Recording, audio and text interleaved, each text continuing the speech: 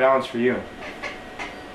Oh man, a lot of it, I mostly just I know I talk about like being less neurotic, but I can be. I mean, just like the freaky act of putting out a video of yourself out there in the world, it's actually just like, oh God, that makes me want to bark at myself. It really does. I mean, like, why? I mean, it's just like, sometimes I feel like I just want to delete the channel over again, and it's just like, so what? So what, really? Come on. So what? Yeah. Well, I mean, who gives a... Yeah. I think like it's like what we're doing is trying to archive humanity. You know, putting our faces, uploading them onto the internet. It's providing an archive. It's a new form of history or of record keeping. It does feel like a new epoch, and we are what's it called? We are the forefront runners, the people, the pioneers of this epoch, if you want to call it. And Wilbur says the pioneers are always we're always getting the arrows in our back, you know, as we carve this new territory together. But that's what happens. It comes with the territory. You get all the goods and all the spoils of that new territory. Right. So you're the first to get all the luscious lands and all this stuff, but you're also the first to get shot in the back from critics of whatever you're doing. So it's this paradox. Oh man. I swear. I'm sorry I didn't answer your question. I was just like flying away. But yeah. Going back to that whole spiritual thing, it's like being in the present and then like the past.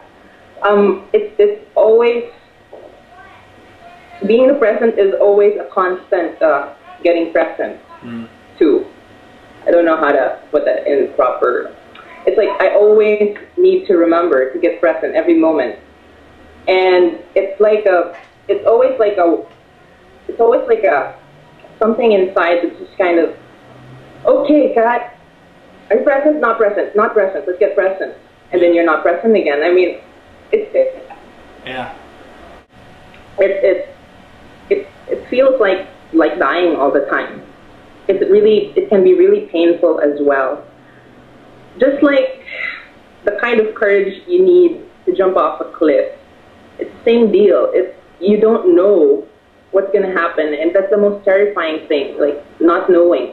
Death. I don't know what's going to happen when I die. I mean, it's going to hurt and so on. You said it feels like dying all the time. Do you mean that in the sense that whenever you feel like you're not present, you're reminded of the fact that you could die at any moment and that would be your last wasted moment? Or what do you mean by what do you mean by that when you say it feels like you're dying all the time? I shared this kind of mental illustration with her about it's like a seed that's under the ground, and you don't know how you're gonna come out as a plant. You don't even know that you're gonna turn out to be a plant, or you're gonna grow a flower and become a tree and make seeds. You don't know that's gonna happen, but you're gonna crack out of your shell anyway, and you're gonna try and inch out into the darkness, and somehow, some way, you're gonna emerge into the light and be that surprise that you are. Yeah. It feels like that. So it's like you're in the darkness, you're groping in the dark. Right. And everybody else is groping in the dark. So you can like, okay, God, I can relate to you. We're groping in the dark. Majority of my learning will also have to come from me. I mean, I have to crack out of that shell. I can get comfortable. I mean, I like learning. I like being stimulated. Right. Yeah. Well, I mean, is the dark synonymous with ignorance for you?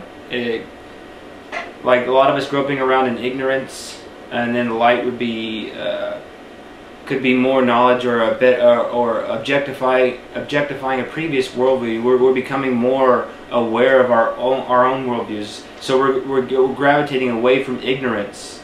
Is that the same thing for you? Are you talking about something else? Yeah, it's similar. It's like I feel it's why I would enter into the darkness or the forest or whatever imaginary term you have for the unknown. It's really more like exercising life in a sense. It's it's not so much about I don't want to be ignorant. It's like I wanna live. That's right. I wanna live. It reminds me of Phantasma.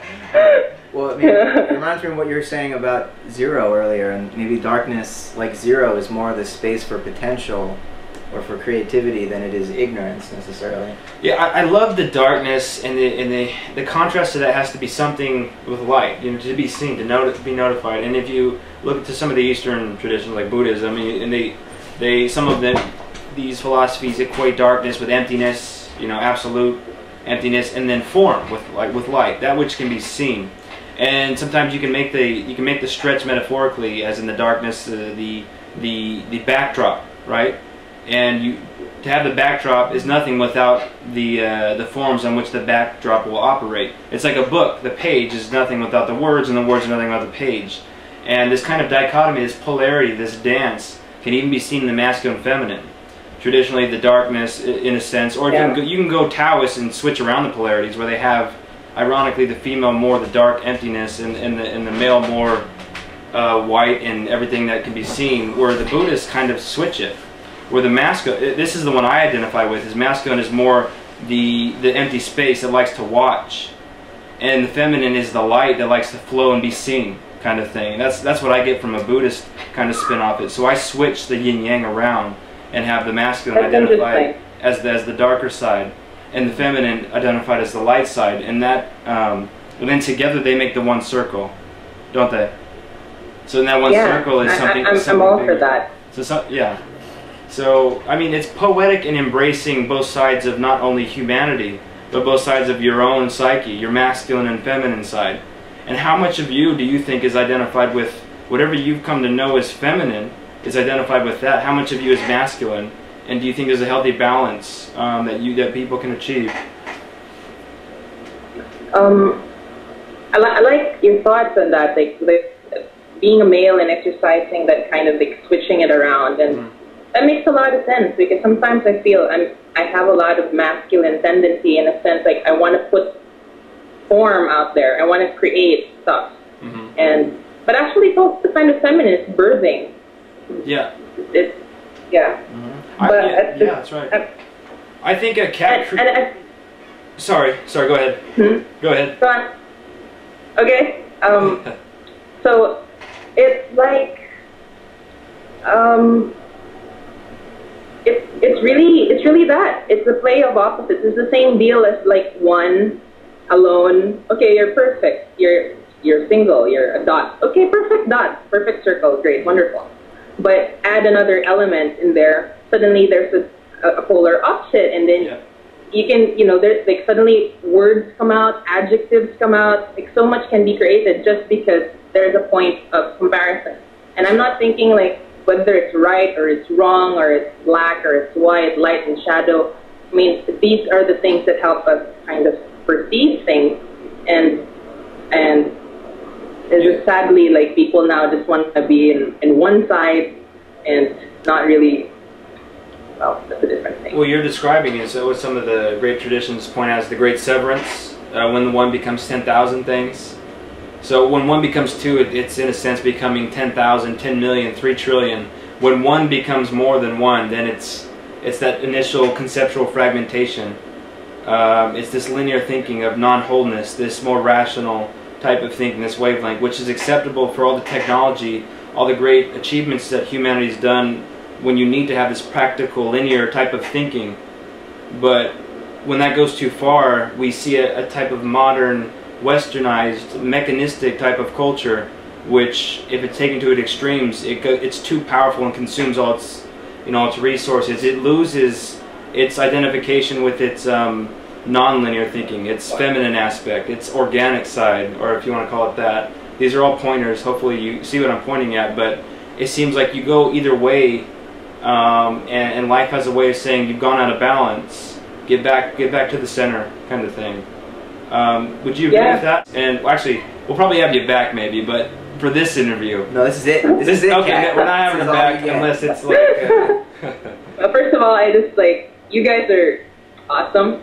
guys are so cool. And thanks for this. This is great. I mean, that's right. Sounds good to me. Thank you so much, Kat, for thanks, Kat. Good luck. Interview. Good luck. Thank with you. Your good luck. path. Adios. You too, guys. This is great. See you later.